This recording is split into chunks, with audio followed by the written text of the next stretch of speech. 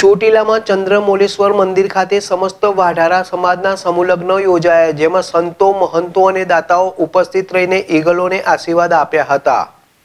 વાઢારા સમાજના રાષ્ટ્રીય અધ્યક્ષ હરેશભાઈ ચૌહાણ દ્વારા ચોટીલામાં ચંદ્રમૌલેશ્વર મંદિર ખાતે સમાજનો પ્રથમ સમૂહલગ્નનું આજ રોજ આયોજન કરવામાં આવ્યું હતું, જેમાં 3 યુગલોએ પ્રભુતામાં પગલાં પાડ્યા હતા. આ સમૂહલગ્નની વિશેષતા એ હતી કે યુગલો દ્વારા સૌ પ્રથમ ગૌ માતાની પૂજા કરવામાં આવી હતી અને ત્યારબાદ લગ્ન વિધિ કરવામાં આવી હતી. આમંત્રણ પત્રિકામાં પણ ગૌ માતાને રાષ્ટ્રીય માતાનો દરજ્જો મળે એ માંગ કરવામાં આવી હતી.